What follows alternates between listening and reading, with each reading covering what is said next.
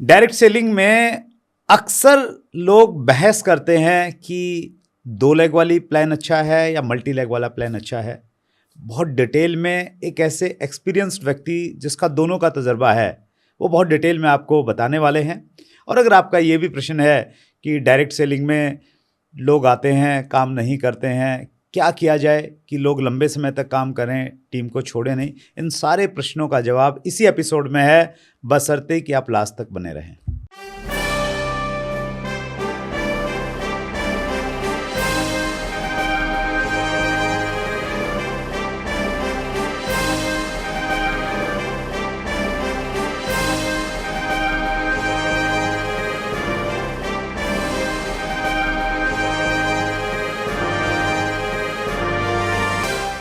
दोस्तों नमस्कार, आदाब, सत श्री अकाल। चैट विद सुरेंद्र वत्स के नए एपिसोड में आप सबका बहुत बहुत स्वागत है।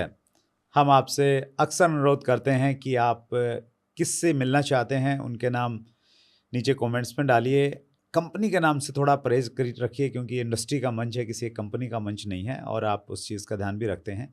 आपने एक नाम बहुत बार लिखा, ब्रजेश मौर्य। जी हाँ, मुजफ्फरपुर बिहार से आज हमारे मेहमान हैं ब्रजेश मौर्य जी। आइए मिलकर स्वागत करें। ब्रजेश जी बहुत बहुत स्वागत है चैट विद सुरेंद्र वत्स में। Thank you so much sir, thank you so much. मेरे लिए आज बहुत सौभाग्य की बात है कि इतना बड़ा मंच जो लोगों के लिए सपना होता है, आज इस मंच पे मैं हूँ। Thank you so much. आपका छोटा सा वीडियो डाला था हमने ब्रजेश जी की, आप आने वाले हैं और हमारे व्यूअर्स में खुशी की लहर दौड़ गई। सैकड़ों कमेंट्स और क्वेश्चंस आए हैं, कुछ मैं पढ़ता हूँ आपके लिए। जी सर। अजय कुमार ने लिखा है, ब्रजेश सर किसी भी पॉइंट को इतना अच्छा समझाते हैं कि 100% समझ में आ जाता है। Thank you. शंकर लाल ने लिखा है, डायरेक्ट सेलिंग के calculation master. MV Singh Rajput लिख रहे हैं, आखिर वो दिन आ गया जिसका हम सबको इंतज़ार था। संतोष कुमार मौर्य लिखते हैं, मैं बहुत खुश नसीब हूँ कि आप डायरेक्ट सेलिंग में मेरे गुरु हैं। शिव कुमार ने लिखा है, डायरेक्ट सेलिंग के आर्य भट्ट। और पवन कुमार ने लिखा है, एमएलएम इंडस्ट्री का कैलकुलेटर। कौन सी उपाधि ज़्यादा पसंद है आपको? सर लोगों का प्यार है और गुरुओं का आशीर्वाद है, गुरु की कृपा है और सब बढ़िया है सर, लोगों का प्यार है। That's great. क्या भाव आते हैं जब ऐसे कॉम्प्लीमेंट सुनते हैं? सर अच्छा लगता है क्योंकि प्रशंसा किसको अच्छा नहीं लगेगा, प्रशंसा सबको अच्छा ही लगता है। लेकिन हम अपने कर्म कर रहे होते हैं, हम आगे बढ़ रहे होते हैं। शुरुआत में तो ऐसा होता है कि हम अपने लिए कर रहे होते हैं, लेकिन जैसे जैसे आप एक लेवल पे पहुंचते हैं और आप आगे बढ़ते हैं तो ऐसा लगता है कि ये इंडस्ट्री इतनी प्यारी है, इतनी सुंदर ये इंडस्ट्री है कि एक समय के बाद ऐसा लगता है कि अब अपने लिए नहीं कर रहे हैं। मतलब जब लोगों को खुश होता हुआ देखते हैं और ऊपर वाले ने मुझे चुना है, माध्यम बनाया है कि मेरे माध्यम से किसी के घर में कुछ खुशियाँ आ रही हैं, कुछ इनकम लोग कर पा रहे हैं, कुछ अपने सपनों को पूरा कर पा रहे हैं, तो वाकई अपने आप पे इस इंडस्ट्री के ऊपर और बहुत प्राउड फील होता है कि मेरा सौभाग्य है, पूर्वजन्म के कुछ ऐसे कर्म थे कि जो मुझे ये इंडस्ट्री मिली।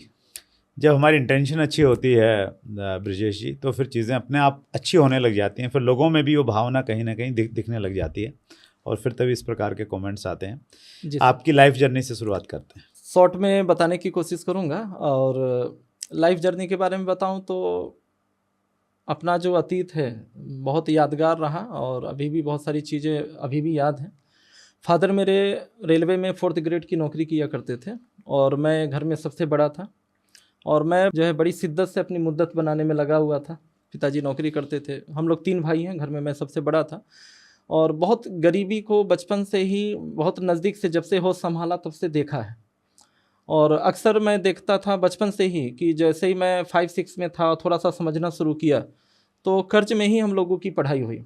हमेशा फादर की सैलरी जो आती थी वो ब्याज देने में चला जाता था, घर के राशन वगैरह और सारी चीज़ों में, और हमेशा 5% 10% पे उनको अभी कभी कोचिंग की फ़ीस के लिए, कभी किस चीज़ों के लिए हमेशा कुछ ना कुछ जो है ब्याज पे ही उनको लेना पड़ता था।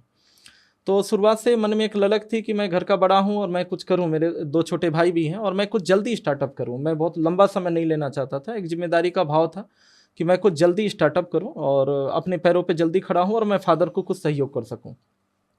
और उसके हिसाब से मैं तैयारी भी करता था। पढ़ाई के साथ साथ मैं 10th के साथ ही बहुत सारी इक्विवेलेंट बहुत सारी एक्टिविटीज़ मैं करता था ताकि गवर्नमेंट जॉब मुझे जल्द से जल्द मिल सके। मेरा एक सपना था कि मैं जल्द से जल्द मैं क्लास 3 रैंक का यानी क्लर्की और ग्रेड का कोई गवर्नमेंट नौकरी मैं हासिल कर सकूं। इसको लेकर मैं 10th क्लास से ही प्रिपरेशन में लग गया 11th में मेरा सिलेक्शन भी हुआ, उसका फल भी मिला। Air force white trade non technical की एक वैकेंसी निकली थी, मैंने फॉर्म को भरा और मेरा सिलेक्शन हुआ। मैं रिटेन, फिजिकल, इंटरव्यू सब कुछ पास आउट कर गया। लेकिन ऊपर वाले को कुछ और मंजूर था, किस्मत में नहीं था एयरफोर्स की नौकरी। तो मेरा एक सपना टूटा, क्योंकि मैं मेडिकल में, मुझे मालूम भी नहीं था। और जब मेरा मेडिकल हुआ तो मुझे पता चला कि मेरी जो आई साइट है दाहिने आँख की, वो कमज़ोर है। उस समय तक मुझे मालूम नहीं था, मैं चश्मा वगैरह नहीं लगा सकता। तो वहाँ पे जो एयरफोर्स का जो मेडिकल का स्टैंडर्ड था +3.5 या -3.5 तक वैलिड है, मैं उससे भी थोड़ा ओवर था, मेरा आई साइट बहुत वीक था। उस समय मुझे पहली बार पता चला, तो मैं मेडिकल में अनफिट होकर बाहर हो गया। तो काफ़ी तकलीफ़ हुआ और एक पल के लिए लगा था कि नौकरी हो गई। तो गांव में और चारों तरफ हल्ला भी हो गया था कि सरकारी नौकरी हो गई, एयरफोर्स की नौकरी हो गई। फिर 2 दिन के बाद इंटरव्यू था, तो मेडिकल था, तो उसमें अनफिट हो गया।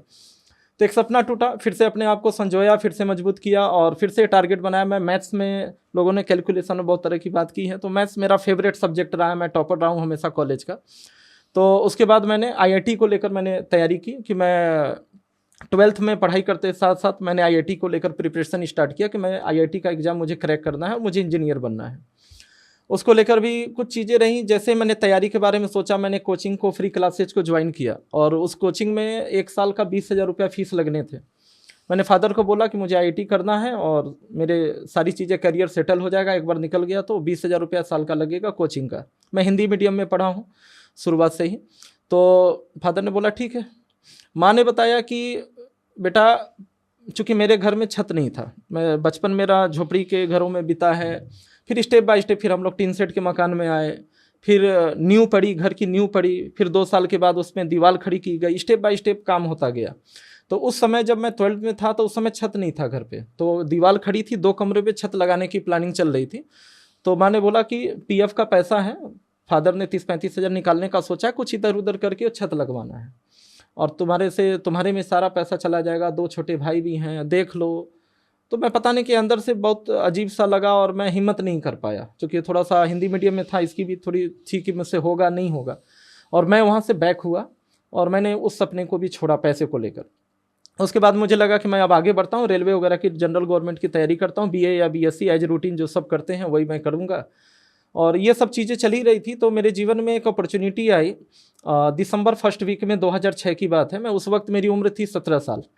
तो एक अपॉर्चुनिटी, डायरेक्ट सेलिंग की अपॉर्चुनिटी आई। एक भैया लगते थे और उन्होंने इनवाइट किया एक सेमिनार में, करीब 200 लोगों का सेमिनार था, ज़्यादातर यंगस्टर थे वो मेरी तरह वहाँ पे। और वहाँ पे जाने के बाद जैसा अमूमन होता है कि वहाँ पे जाने के बाद मतलब एक सपने जैसा लगा कि मैं बहुत कुछ यहाँ कर सकता हूँ, मेरे जैसे लोग बहुत कुछ कर रहे हैं, 8-8, 10-10 लाख की गाड़ियों में घूम रहे हैं और मैं बहुत कुछ कर सकता हूँ। मेरे अंदर एक फीलिंग, एक ड्रीम जागृत हुआ कि मैं बीए बीएससी तो करूँगा 3 साल तक, उसके बाद मैं नौकरी के बारे में सोचूंगा, होगा नहीं होगा पता नहीं, लेकिन अगर ये ऐसी अपॉर्चुनिटी है, अगर मैं इसके साथ रहा तो मैं शायद बीए बीएससी करते हुए मैं शायद करोड़पति बन जाऊँ। इतना मुझे विश्वास आ गया उस सेमिनार को देखकर। मैंने 18 दिसंबर 2006 को मैंने उस कंपनी में ज्वाइनिंग की। एक बैंडी कॉन्सेप्ट था और मैंने उस 17 साल की उम्र में मैंने ज्वाइनिंग की और मैंने काम करना स्टार्ट किया। लेकिन फिर किस्मत ने धोखा दिया, कुछ और मंजूर था और मेरे साथ एक घटना घटी कि जैसे ही 1 साल हुआ था काम करते हुए, तो जिस माँ ने संघर्ष करके यहाँ तक पहुँचाया था और जिसको मैं मानता था और जिसके लिए मैं बहुत कुछ करना चाहता था, तो माँ का देहांत हो गया। और वहाँ पे मेरे लिए बहुत बड़ा एक था, मेरे लिए इमोशनल, कि माँ का देहांत हो गया 1 साल के काम करते ही। और उसके बाद फिर मैंने संभाला और आगे बढ़ता रहा। डायरेक्ट सेलिंग में शुरुआत बहुत अच्छी नहीं रही, क्योंकि एज बहुत कम थी, लोग वैल्यू नहीं देते थे 17 साल की उम्र में। और वो बड़ा पैकेज का एक 8,000, उस समय 8,000 अभी के 20-25 हज़ार के बराबर था, तो 8,000 का पैकेज में सेल करता था। पहले साल में मैंने 25 लोग की टीम बनाई और 6,000 रुपये का कमीशन पाया। लेकिन मैं लगातार अमृतसर, दिल्ली, मुंबई, जहाँ पर भी मीटिंग होता था, मैं जनरल डिब्बे में पहुँच जाता था डायरी लेकर। वहाँ पर मैं सीखता रहा। दूसरे पूरे साल की मेरी आमदनी रही 26,000 रुपये। तीसरे साल से थोड़ा बहुत मैंने कमाना, 10-20 हज़ार रुपया कमाना स्टार्ट हुआ और तीसरे साल के लास्ट तक मैं 25 से 50 हज़ार, 30 हज़ार, 40 हज़ार के आसपास का मैं पे आउट उठाने लगा था। उसी वक्त उस कंपनी का कोई टारगेट था, मैंने क्वालिफाई किया, कंपनी ने 1.5 लाख रुपए दिए और मैंने टाटा इंडिका विस्टा, मैंने अपने जीवन की पहली कार लोन पे ली। रिटर्न मुझे नहीं मालूम था क्या होता था, लोन मेरे नाम से नहीं हुआ। मेरी टीम में एक सुनील चौधरी जी थे, उनके फादर रेलवे में थे, उनके नाम से लोन हुआ और एक जो है कार आया वहाँ से। सर सफ़र चल ही रहा था, फिर एक बहुत बड़ा टर्निंग पॉइंट आया और एक बहुत बड़ा मैसेज है जो भी ऑडियंस इस इंटरव्यू को सुनेंगे या सुन रहे हैं, तो एक बहुत बड़ा मैसेज है कि वहाँ पे होता क्या है कि परिस्थितियाँ होती हैं, लेकिन क्या होता है कि एक समय ऐसा आया, एक आंधी सा आया और एक कॉन्सेप्ट उस समय नया नया चला था, और जो मेरी टीम के लीडर जिनको प्लान शो करना भी नहीं आता था, जो मुश्किल से 5,000 रुपया भी नहीं कमाते थे, एक ROI का कॉन्सेप्ट आया उस समय, सर्वे प्लान बोल के, कुछ जैसे आजकल क्रिप्टो फॉरेस्ट ट्रेडिंग क्या क्या चलता रहता है MLM में, इस तरह का एक उस समय नया नया कॉन्सेप्ट आया और मेरी टीम के कई सारे लोग उधर गए, और जो लोग 5,000 भी नहीं कमाते थे, प्लान देने नहीं आता था, उन लोगों को मैंने देखा कि 3-4 महीने में भी 40-50 हज़ार या उससे ज़्यादा कमाने लगे। ऐसे कई लोग मेरी टीम के निकल कर गए। तो पैसा बड़ा मोटिवेशनल, मतलब पैसे में बड़ी ताकत होती है। तो पता नहीं, मेरा जीवन का एक बहुत बड़ा गलती जो मैंने वहाँ पे किया, मैं भी उस तरफ थोड़ा सा डाइवर्ट हुआ और मैंने उसी टाइप की एक कंपनी मैंने चुनी। उस कंपनी का, मैं अपने एरिया का, अपने ज़िले का सबसे सीनियर था, उस कंपनी को मैं बाहर से चुन कर लाया और उस ROI कंपनी में मैं भी लग गया। और मेरे लाइफ का वो एक बहुत बड़ा टर्निंग पॉइंट हुआ जो मुझे जीवन में 10 साल बैक धकेल दिया। 10 साल मेरे ख़राब किए उस एक डिसीजन ने, कि मेरा बेस बना हुआ था, लगभग 20,000 प्लस की मेरी 3 साल में टीम बन चुकी थी, मेरा बेस बना हुआ था, एक अच्छी फेस वैल्यू थी, यूपी बिहार में मैं 2 स्टेट में अच्छा काम कर रहा था। लेकिन मैं उस कंपनी में गया, धड़ल्ले से काम हुआ चूँकि फेस वैल्यू था, और मैंने 6 महीने में ही उस कंपनी में 5 करोड़ का टर्नओवर दिया और 20 से 25 लाख रुपए मैंने 6 महीने में अर्न किए। उसके बाद टाटा इंडिगो, ECS, फिर मारुति सुजुकी SX4, ऐसे लगातार 2 कारें और खरीदी। और लेकिन जैसे ही 6 महीना पूरा हुआ और जब वो कंपनी रफू चक्कर हुई तो पूरा सब कुछ सिनेरियो बदल गया। वो लोग जो गुरु भगवान बोलते थे, इतनी कम उम्र में कई बार लोग पैर छू लेते थे, जो गुरु भगवान बोलते थे, सम्मान देते थे, जब उनके अपमानित करने वाले शब्द आने लगे और जब वो मोते ने गालियाँ सुनने का नौबत आया, घर पे लोग पहुंचने लगे, फादर और छोटे भाई लोग टॉर्चर होते थे, तो वो अब चूंकि इतनी बड़ी लाइबिलिटी थी, 5 करोड़ का था, और मैं तो उस कंपनी में एक फेस था 17 साल की उम्र में, जिसकी छत की मतलब घर भी नहीं है, कायदे से जाने का रोड नहीं है, वो 8 लाख की कार ही से चल रहा है 17 साल की उम्र में। तो ऐसे भी लोगों के समाज की नज़र में मैं गड़ा हुआ था।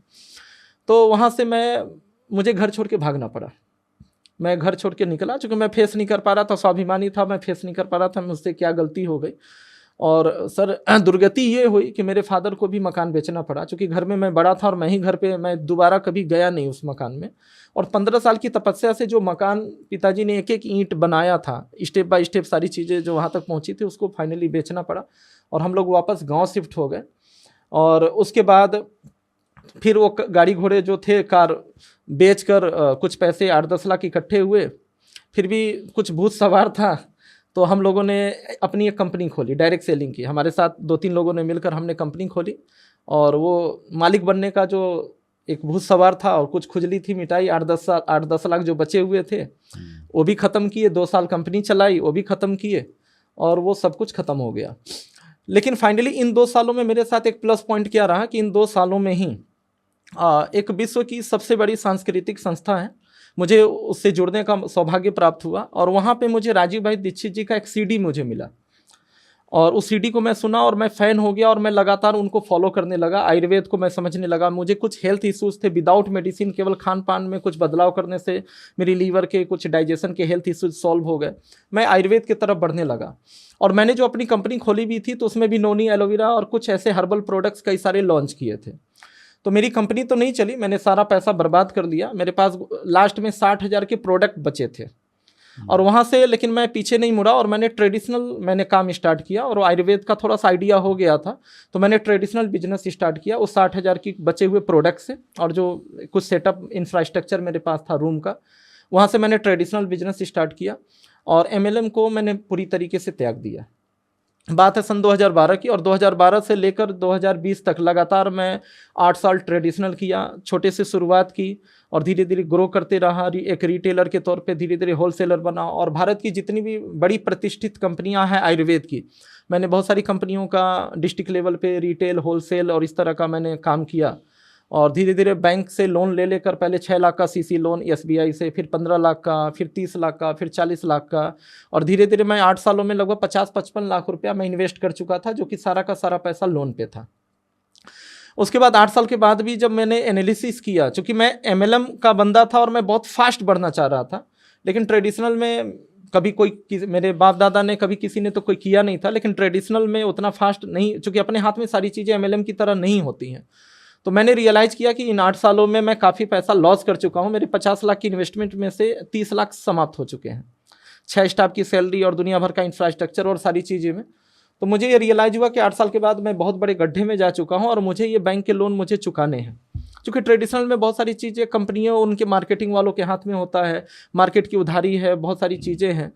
तो अब मेरे पास 2 रास्ते थे उस समय, मैं बात कर रहा हूँ सन 2020 के आसपास। उस समय मेरे पास 2 रास्ते थे, या तो मैं ट्रेडिशनल की भी बारीकियों को मैं समझ चुका हूँ, अपने खर्चों को कम करके मैं इस सेक्टर में टिका रहूँ और गल्ले पे खुद बैठूँ, मैं टिका रहूँ। तो मुझे एक बात समझ में आया कि 1,00,000-1,50,000 रुपया तो मुझे ट्रेडिशनल से एक स्टेबल इनकम आ रही है और मुझे 8-10 साल लगेंगे, और मेरे ऊपर जो बैंक का लोन है और सारी चीज़ें 8-10 साल लगेंगे इसको, इस गड्ढे से बाहर निकलने में। तो एक तो ये मैं इसको कंटिन्यू करूं, और दूसरा ये था कि मैं थोड़ा कंफर्ट जोन छोड़ूं और मैं एक बार फिर से एमएलएम में बाउंस बैक करूं, क्योंकि इस बीच में मार्केट काफ़ी बदल चुका था, बहुत सारी प्रोडक्ट बेस्ड कंपनी और इस तरह की चीज़ों का मैंने देखा था। तो एक बार मेरी हिम्मत थी कि एक बार मैं फिर से बाउंस बैक करूं, क्योंकि मुझे विश्वास था कि जो मुझे 8 से 10 साल इस गड्ढे को भरने में लगेगा, मैं एमएलएम से मैं 3 से 4 साल में भर लूँगा, ये मुझे बिलीव था। तो मैंने कंफर्ट जोन छोड़ा, एक कड़ा डिसीजन लिया, घर वालों ने मना किया लेकिन मैंने डिसीजन लिया और मैं बाउंस बैक किया एमएलएम में। और मैंने एमएलएम में बाउंस बैक किया। और जनरली लोग बोलते हैं कि एमएलएम करके गड्ढे में जाते हैं, एमएलएम करके कर्जे लेते हैं और बाद में जॉब करके और बिजनेस करके लोग कर्जा सधाते हैं। लेकिन मैं ऐसा व्यक्ति था जो 50 लाख का कर्जा मैंने ट्रेडिशनल में लिया और वापस एमएलएम में आकर उसको ख़त्म किया।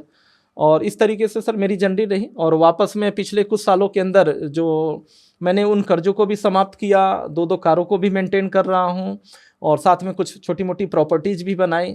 और सबसे बड़ा मेरा अचीवमेंट रहा कि आज आपके सामने जो इस इंडस्ट्री के महागुरु हैं, आज इस आपके सामने मैं इस मंच पे बैठा हूँ, ये मेरे लिए बहुत सबसे बड़ा सौभाग्य है। बहुत बहुत धन्यवाद ब्रजेश जी, बहुत इंस्पायरिंग भी है आपकी कहानी, लर्निंग भी बहुत सारी है। आपने पहले 2006 में कंपनी ज्वाइन की जिसमें पैकेज था, ठीक है, उस समय तक गाइडलाइंस कुछ नहीं थी जी, तो सब अपने तरीके से काम करते थे। हालांकि 2016 में गाइडलाइन आने के बाद में ये तय हो गया कि आप पैकेज नहीं बेच सकते हैं, आप ज्वाइनिंग के नाम पे कोई फ़ी नहीं ले सकते हैं। जी जी। आप एक मनी सर्कुलेशन कंपनी की तरफ में अट्रैक्ट हुए, ROI प्लान जिसको हम बोलते हैं। जी सर। और आज भी लोग अट्रैक्ट होते हैं किसी न किसी ऐसी चीज़ के प्रति जो उनको लगता है कि यार ये चले। आपको लगता था कि ये ज़िंदगी भर चलेगी, आपको लगता था कि यार नहीं चले तो नहीं गई, लेकिन एक बार पैसा बना लेता हूँ। सर डाउट तो था, जो सही बोलूँ बाई हार्ट तो डाउट तो था, लेकिन क्या है ना कि वो पैसे के लालच में वो जो सामने वाले लोग कमा रहे थे, तो मुझे लगा जब 50,000 ये लोग कमा सकते हैं तो मैं तो बहुत बड़ा कुछ कर सकता हूँ। और वो गरीबी थी, वो चीज़ें था, डाउट था, मैं लालच में आया, ये बात सत्य है कि अक्सर ऐसा होता है कि जैसे आपके साथ रहा ना कि आपकी टीम के लोग उधर चले गए, टीम टूट गई, तो आदमी को लगता है टीम ही नहीं बची तो मैं क्या करूं। फिर वो भी कहीं ना कहीं इन्फ्लुएंस करते हैं कि सर आ जाओ, आप में तो इतनी क्वालिटीज़ हैं, आपको तो इतना बड़ा नाम है, तो चढ़ा देते हैं कहीं ना कहीं आपको। जी। और फिर बंदा निर्णय लेता है। तो आज भी कुछ लोग निर्णय ले रहे हैं इस प्रकार का, और आगे भी कुछ इस प्रकार की चीज़ें आएंगी। तो क्या आप संदेश देना चाहते हैं? आप गुजरे हैं उस माहौल से, कैसे उस लालच को कंट्रोल करें? सर उदाहरण से बड़ा कोई संदेश, उदाहरण से अच्छी चीज़ कुछ नहीं होती। तो मैं जीता जागता खुद स्वयं में उदाहरण हूँ। मैं सारे ऑडियंस को यही बोलूँगा कि आपके मन में भी इस तरह का कभी भी कोई लालच आए तो मेरी कहानी एक बार याद कर लीजिएगा। जो लड़का 21 साल की उम्र में एक अच्छी इनकम ले रहा था, कार को मेंटेन कर रहा था 21 साल की उम्र में, और एक छोटी सी गलती ने उसको मतलब पूरा कोलैप्स कर दिया, पूरी तरीके से समाप्त कर दिया। और आज मैं वापस से 10 साल के बाद दोबारा फिर उसी इंडस्ट्री के अंदर आया। तो आपके भी 10 साल खराब ना हो और आपका भी घर मकान न बिके और आपको भी शहर छोड़ के भागना ना पड़े और आपके गार्जियन और आपके परिवार के लोग ये दंश न झेले मेरी तरह, तो इससे बचिए। That's great. कई सारे लोगों ने एक ही प्रश्न पूछा है, यशपाल बुंदेला का भी ही प्रश्न है, संतोष कुमार मौर्य का भी है, बाकी लोगों का भी है। कौन सी कंपनी बेहतर है, 2 लेग वाली या मल्टी लेग वाली? सर इस सवाल का जवाब मैं शायद कुछ अच्छे से दे पाऊँ, क्योंकि मेरे पास दोनों का अनुभव है। मेरी शुरुआत बाइंडी कॉन्सेप्ट से हुई और उसके बाद फिर मैं जनरेशन में आया, तो मेरे पास दोनों का अनुभव है। तो अकॉर्डिंग टू माय एक्सपीरियंस मैं कुछ बातें शेयर कर सकता हूँ और मैं कुछ चीज़ों को रिलेट करूँगा, कुछ डेटाज कैलकुलेशन, ये सारी चीज़ों को लेकर। हो सकता है कुछ लोग को नागवार गुजरे या जो भी चीज़ें हैं। तो मैं फ्रेंकली बाय हार्ट बात करूं तो 2 लेग और मल्टी लेग और बाइनरी और से जनरेशन की जो बात है, तो पहले तो हम ये समझ लें कि बाइनरी और जनरेशन में अंतर क्या होता है। अकॉर्डिंग टू मी जी, क्या है कि ऐसा लोग को भ्रम है कि 2 लेग का बाइनरी, 2 लेग का जो प्लान होता है वो बाइनरी है और जो मल्टी लेग का प्लान है वो जनरेशन है। जबकि ऐसा भी है कि 2 लेग से ज़्यादा लेग के भी कई प्लान चल रहे हैं जो 4-4 लेग के प्लान है, और वो 2 को लेफ्ट बना देते हैं, 2 को राइट बना देते हैं और वो मैचिंग करा के देते हैं, तो वो भी बाइनरी ही है। बाइनरी असल में एक मतलब एक कॉन्सेप्ट है जहाँ पे जनरली मैचिंग करा के कमीशन दिया जाता है, कॉन्सेप्ट का नाम है। और जनरेशन में बहुत सारी कंपनियां हैं जो 2 लेग में भी, कम लेग में भी जनरेशन कर रही हैं, कोई 10, 20, 50 लेग में भी जनरेशन कर रही हैं जी। एक मेरा जो अपना डिफिनेशन है, ठीक, अभी मैं उसको प्रूव भी करूंगा थोड़ा सा समय लेकर, कि मेरा जो अपना जो डिफिनेशन है बाइनरी और जनरेशन में, ये जो कॉन्सेप्ट की मैं बात कर रहा हूं, तो जिस कंपनी में डिस्ट्रीब्यूटर को ये मालूम होता है, जिस कंपनी के या जिस कॉन्सेप्ट में डिस्ट्रीब्यूटर को ये मालूम है कि मुझे पर्टिकुलर टर्नओवर देने पे एक्यूरेट ये अमाउंट आएगा, इतना का मैचिंग कराएंगे तो इतने का पेयर आएगा, लेकिन कंपनी के मैनेजमेंट को नहीं मालूम है कि किस क्लोजिंग में कितना बांटना है। डिस्ट्रीब्यूटर को एक्यूरेट मालूम है कि मुझे इतने का टर्नओवर देने पे इतना आएगा, लेकिन कंपनी के मालिक को भी नहीं मालूम है कि इतना देने के लिए मुझे कितना बांटना है। That is binary concept. मतलब कैलकुलेशन एक्यूरेट नहीं है वहां पे। नहीं, अभी मैं कुछ एग्जांपल से बात करूंगा। और जिस कॉन्सेप्ट के अंदर डिस्ट्रीब्यूटर को मालूम था कि मुझे इतने टर्नओवर पे इतना आता है, लेकिन एक्यूरेट नहीं मालूम है, वो आफ्टर क्लोजिंग ही क्लियर होगा, ठीक है। लमसम अमाउंट मालूम है कि इतना टर्नओवर देने पे, ऐसा करने पे ऐसा आता है, लेकिन कंपनी को बिल्कुल क्लियर है, चाहे कंपनी का टर्नओवर 1 करोड़ का हो, 100 करोड़ का हो या 1 लाख करोड़ का हो, कंपनी का बिल्कुल क्लियर है कि मेरा कोई भी क्लोजिंग हो, मेरा इतना ही बटना है। तो डेट इज जनरेशन, ये मेरा है। अब ये चीजें हकीकत सर कैसे है कि बाइनरी कॉन्सेप्ट में जनरली क्या था, मैचिंग इनकम जनरली कंपनियां करा कर देती हैं। अब आप सोच के देखिए, बहुत बड़ा मैथमेटिक्स इसमें नहीं है, एक सोच कर देखिए। और मैं कहूंगा कि कुछ लोग को अच्छा नहीं लगेगा मेरी बातों को लेकर, लेकिन मैं कहूंगा कि आप कैलकुलेशन करिए, मेरी बातों को सुनकर आप कैलकुलेशन करिए, तब मुझ पे ब्लेम करिएगा या इस पे आप जो है सहमति दीजिएगा। कि आप सोच के देखिए, सपोज मैं एक एग्जांपल से बात करता हूं, कोई कंपनी है, मान लीजिए 10,000 रुपए की ज्वाइनिंग है, 10,000 रुपए की ज्वाइनिंग की कोई कंपनी है, और वो उसका कुछ तो डिस्ट्रीब्यूशन होगा। नहीं, हाँ। ज्वाइनिंग कैसे कहेंगे? ज्वाइनिंग तो मतलब आप करवा ही नहीं सकते ना कि 10,000 रुपए दे के आप किसी को ज्वाइन करवा मतलब आईडी एक्टिवेशन के लिए, मतलब हाँ, ये मान लेते हैं कि 10,000 का उसने प्रोडक्ट परचेज किया, हाँ, इस रूप में लेते हाँ, हैं, ठीक है। तो जनरली कंपनियों में क्या होता है, बाइनरी कॉन्सेप्ट में ज्यादातर कि मिनिमम इतने की परचेजिंग आप करेंगे, ठीक है। आजकल पैकेज वाली भी कंपनियों ने अवॉइड किया है, पैकेज नहीं होते हैं, अपनी पसंद का कोई भी प्रोडक्ट आप ले लीजिए, लेकिन मिनिमम इतनी बीवी या इतने का प्रोडक्ट आपको परचेज करना पड़ेगा, उसके बाद ही आपकी आईडी इनकम लेने के लिए एलिजिबल होगी, ठीक। तो आपने 10,000 रुपया कंपनी को टर्नओवर दिया, कंपनी को इंटरनली तो ये मालूम है कि मुझे इसमें से 40%, जनरली 30 to 40% कंपनियां निकाल के रखती हैं कि इसमें मुझे मैचिंग कमीशन देना है, बाकी 10-15% में टूर वगैरह जो उनकी रिवार्ड वगैरह जनरली बाइनरी में जो होता है। सपोज कंपनी का जो कैलकुलेशन है इंटरनल, ऐसे कभी भी बाइनरी कॉन्सेप्ट वाली कंपनियां लिख के ब्रोशर पे या वेबसाइट पे नहीं देती। वहां पे ये तो क्लियर होगा कि मैचिंग कराने पे 1,000 मिलेगा, लेकिन वो कभी भी लिख के नहीं देंगे कि ये बाइनरी इनकम देने के लिए हम 30% या 40% डिस्ट्रीब्यूशन कर रहे हैं, ये कहीं लिखा नहीं होता है, ठीक है। तो वो हिडन होता है, वो ट्रांसपेरेंट नहीं होता। हो सकता है गवर्नमेंट को जो पेपर सबमिट करते होंगे वहां लिख के देते होंगे, लेकिन कभी भी ब्रोशर या वेबसाइट पे लिखा नहीं होता। सपोज अगर कंपनी 40% निकाल रही है डिस्ट्रीब्यूशन करने के लिए, तो सर एक चीज देखिए, 1,000 रुपया का पेयर मान लीजिए कंपनी दे रही है और प्रति ज्वाइनिंग 4,000 रुपया निकाल रही है बांटने के लिए, कमीशन बांटने के लिए। तो एक लेफ्ट और एक राइट जब मैच करेगा तो 1,000 बनेगा, यानी एक ज्वाइनिंग से 500 रुपया कंपनी को अपलाइन को देना है, एक ज्वाइनिंग से 500 रुपया अपलाइन को देना है, लेकिन मैच होगा तब वो देंगे, ये सीधे 1,000 रुपया देंगे। तो अगर प्रति ज्वाइनिंग 4,000 रुपया कंपनी ने निकाला है, तो कहीं ना कहीं एक ज्वाइनिंग से 8 अपलाइन को ही पैसा दिया जा सकता है, राइट, ठीक है। अब समझने वाली बात है कि हम लोग मल्टी लेवल मार्केटिंग में, यहां कोई भी लेवल निश्चित नहीं होता, 100 डेप्थ में भी काम हो सकता है, एक ज्वाइनिंग से 8 क्या छोड़िए 80 लोगों का भी पेमेंट बन सकता है, ऐसा MLM का कॉन्सेप्ट है। तो सर ये कैसे पॉसिबल है कि जब कंपनी ने एक पर्टिकुलर अमाउंट निकाला हुआ है, पैसा जो मुझे मिलना है पर पेयर ये मुझे निश्चित है, तो जैसे जैसे कंपनी का डेप्थ क्रिएट होगा, जैसे जैसे कंपनी पुरानी होती जाती है, तो वैसे वैसे क्या होगा कि जब तक एक ज्वाइनिंग से 8 लोगों का पेमेंट हिट हो रहा है तब तक तो ठीक है, अच्छा चलेगा, 2 साल 4 साल 5 साल, ठीक है। लेकिन जैसे ही एक ज्वाइनिंग से 9वें आदमी का, 10वें अपलाइन का, 20वें अपलाइन का जब हिट होने लगेगा तो वहां पे प्रॉब्लम आती है। अब यहाँ पे एक शब्द लोग बाइनरी वाले समझाते हैं कि कैपिंग लगा दी जाती है। उनका कुछ डेली बेसिस पे या वीकली बेसिस पे जनरली क्लोजिंग होता है।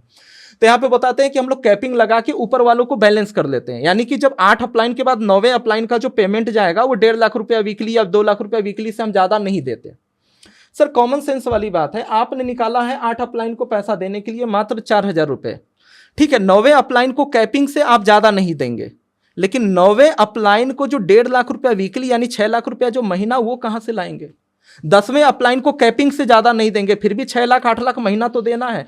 20वें अपलाइन को 8 लाख रुपया महीना तो देना है, वो 8 लाख रुपया आप कहां से लाएंगे? उसके लिए पैसा कहां निकाला?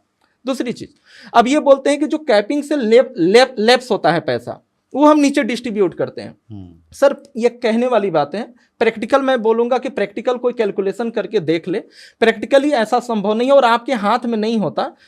पर्टिकुलर वही टर्नओवर किसी क्लोजिंग में डाला जाए, कुछ पैसा लेप्स हुआ, लेकिन अगली क्लोजिंग में अगर उसी टर्नओवर को 2 क्लोजिंग में डाल दिया जाए, सेम टर्नओवर अगर 2 क्लोजिंग में जाती है तो पैसा लेप्स नहीं होगा, ठीक है। तो ये चीजें हैं कि आपको बाइनरी हमेशा, मतलब वो हिडन चीजें हैं, कंपनी कब तक चलेगी। और सर दुनिया भर के एग्जांपल है, जितनी भी फॉरेन की कंपनियां हैं जो कई दशकों से, 5-6 दशकों से चल रही हैं, वो सारे के सारे लगभग 99% कंपनियां जनरेशन में ही क्यों हैं। हमारे हिंदुस्तान में 95-96 की दशक से, मतलब 95-96 सन 1995-96 से हिंदुस्तान में डायरेक्ट सेलिंग चल रहा है। सर मैं कहता हूं कि आज आप जिस कंपनियों में काम कर रहे हैं, जिस कंपनियों को प्रमोट कर रहे हैं, वो 2-4 साल 10 साल के अंदर वाली ही कंपनियां क्यों हैं? आज 20 साल 25 साल पुरानी बाइनरी कंपनियां क्यों नहीं आज तक बची हुई हैं? फिर भी लोगों का कॉन्सेप्ट है कि, और है सर। चलिए, वैसे तो डायरेक्ट सेलिंग के जो रूल्स हैं वो मार्केटिंग प्लान को लेके, कंपनसेशन प्लान को लेके कुछ भी ऐसा नहीं है कि बाइनरी करना चाहिए या जनरेशन करना चाहिए। लेकिन हाँ, आपके पास में दोनों तरह के अनुभव हैं। लेकिन चूंकि अभी आप जनरेशन प्लान वाली कंपनी कर रहे होंगे तो इसलिए बायस तो नहीं है, तो इसलिए ज़्यादा बता रहे हैं कि भाई। सर ऐसा नहीं है, मैंने ऐसा नहीं है और मैं एकदम खिलाफ हूँ, ऐसा भी नहीं है। लोगों का इंटेंशन अलग अलग होता है। कुछ लोगों का इंटेंशन ही है कि सर हमको शॉर्ट टर्म गेम ही पसंद है। एक तरफ हम बात करते हैं कि जनरेशन बाय जनरेशन हम इस चीज़ को, ये बिजनेस लेकर जाएंगे, और एक तरफ लोगों का नहीं बस मुझे 2-4 साल 5 साल में अमीर बनना है, तो उनके लिए बेस्ट है बाइनरी, फिर उनके लिए बेस्ट है। फिर चलिए, सबका अपना निर्णय है, आपने अपनी बात रखी, लोगों को अपने तरीके से चीज़ों को समझना है। अगला मैं प्रश्न ले रहा हूं सर सूरज मिश्रा का। टीम में लोग आते जाते हैं बट वर्क नहीं करते, क्या करें? सूरज मिश्रा जी को मैं बोलूँगा कि देखिए क्या है कि टीम में आप लोगों को आपने रिक्रूट किया, यहाँ पे 1-2 बातें मैं रखूँगा। यहाँ पे टीम में आपने लोगों को रिक्रूट किया, एक एवरेज का सिद्धांत रिक्रूटमेंट में काम करता है। हम सारी डायरेक्ट सेलिंग कंपनी चाहे कोई भी, हम लोग उसको बेसिक्स में, हम लोग ट्रेनिंग में हम लोग उसको प्रमोट करते हैं, बताते हैं। उसमें क्या होता है, हम लोगों को बताते हैं कि आप अपनी लिस्ट से जब 10 लोगों को अप्रोच करेंगे तो 6 से 7 लोग आपकी इनविटेशन स्वीकार करेंगे, आपके बीओपी में, आपकी मीटिंग्स में आएंगे। उसमें से फिर 3-4 लोग आपको पॉजिटिव होंगे, फिर उसमें से 2 या 3 लोग आपके साथ ज्वाइन करेंगे। तो ये एवरेज का सिद्धांत तो ये होता है कि नेटवर्क मार्केटिंग का ये जो बिजनेस है, ये नंबर्स गेम है। जितने ज़्यादा लोग को अप्रोच करेंगे उतनी ज़्यादा ज्वाइनिंग आएगी। लेकिन सर ये नंबर्स गेम आफ्टर ज्वाइनिंग भी है। आफ्टर ज्वाइनिंग भी एवरेज का ही सिद्धांत काम करता है। मैं इसको इस तरह बोलूँगा, सपोज इन नंबर्स के आधार पे आपने एक टीम खड़ी की और आपने जो 10 में से 2 या 4 को आपने जो ज्वाइन कराया, वैसे आपने 100-200 लोगों का ऑर्गेनाइजेशन आपने खड़ा कर लिया। अब होता क्या है वहाँ पे कि आपने जो ऑर्गेनाइजेशन आपने खड़ा किया, वहाँ पर भी ये इस तरह का एक सिद्धांत जो है प्रिंसिपल काम करेगा। आपके जो फाइनली जो 10 लोग ज्वाइन किए हुए हैं, उनमें से 2 लोग ऐसे होंगे जो ज्वाइन करके ही खत्म हो जाएंगे, वो आगे मूव नहीं करेंगे। वो हाथ जोड़ देंगे, बोलेंगे कि सर आपने बोला, हमने प्रोडक्ट ले लिया, हम लोग प्रोडक्ट यूज करेंगे, बिजनेस की बात मत करो, हमसे उम्मीद मत करो। वो मुंह पर ही मना कर देंगे। वो एकदम उनका व्यवहार से क्लियर हो जाएगा कि वो आगे इस पे काम नहीं करना चाहते। उसमें से 20% 2 लोग ऐसे भी होंगे जो हाइपर एक्टिव होंगे। आपको ऐसा लगेगा कि यार इसको तो ट्रेनिंग की जरूरत नहीं है, ये मैं इसको क्या मोटिवेट करूंगा, ये तो खुद ही मुझे कर ला, सर यहाँ चलो वहाँ चलो, इससे बात कर लिया उससे बात कर लिया, कुछ ज्वाइनिंग्स भी निकाल लेंगे। तो 20% ऐसे लोग होंगे जो तुरंत से एक्शन में आ जाएंगे जी। अब ये हो गए टोटल 40%। लेकिन 60% ऐसे भी लोग होंगे आपकी टीम में, जो मेजर जो संख्या है, वो कंफ्यूज होंगे। आप उनको ना पॉजिटिव बोल सकते हैं ना निगेटिव बोल सकते हैं, ना वो पॉजिटिव है ना वो निगेटिव है। वो थोड़ा सा वेट करेंगे, आपको वॉच करेंगे। अगर आपने स्पीडली काम किया और आपने एक अच्छा अगले 6 महीने, साल, 2 साल में अपने अच्छा एग्जाम्पल सेट किया, उनकी आईडी लग गई है, ठीक है। वो आपकी कभी जब भी आप उन पर प्रेशर देते हैं, उनको मीटिंग में बुलाते हैं, वो कभी कभार आते भी हैं, ठीक है, लेकिन वो एक्टिव मोड में नहीं आ रहे हैं। लेकिन अगर आपने अच्छा एग्जाम्पल सेट किया, एक्टिविटी की, और आपको वो देखते रहे, तो वो फिर धीरे धीरे वो आपको मूव करेंगे, वो एक्टिव मोड में आ जाएंगे। और अगर वो आपको एक्टिविटी से नाखुश हैं, या आपने कंपनी स्विच कर दी, या आपने काम छोड़ दिया, या आप सफल नहीं हो पाए, तो ये लोग बाद में बोलेंगे कि अच्छा हुआ कि हमने काम नहीं किया, ठीक है, मुझे लग रहा था, मैं तो वॉच कर रहा था। तो सूरज मिश्रा जी को मैं ये कहना चाहूँगा कि सर ये एवरेज का सिद्धांत काम करता है। और इसके बाद जो है सिस्टम की बातें हैं कि आप कितने सिस्टम को आप और आपकी कंपनी में और आप कितने फॉलो करते हैं, ये सब चीज़ें मैटर करती हैं। तो आप सर 2, 4, 10 लोग की टीम बनाकर ऐसा आकलन नहीं करिए, आप बड़ी टीम का निर्माण करिए, आप और रिक्रूटमेंट से लेकर आइए, और ज़्यादा टीम का निर्माण करिए, और अपनी एक्टिविटी को आप चलते रहिए, आप अपनी एक्टिविटी को मेंटेन रखिए, ठीक है। धीरे धीरे आप देखेंगे कि लोग काम करते हैं। तो एक तो लॉ ऑफ एवरेज का आपने बड़ा अच्छा एग्जांपल दिया। मैं इसमें अपना एक पॉइंट ऑफ व्यू ऐड करना चाहता हूं, और आपका उसमें फीडबैक भी चाहता हूं। जब कोई व्यक्ति जुड़ता है इनिशियली, जैसे आपने अपनी कहानी में बताया कि आप एक सेमिनार में गए पहली बार, और वहाँ पे जाके आप दीवाने हो गए कि बस अब कुछ करना है और मैं यहाँ 1 करोड़ रुपया कमा सकता हूँ।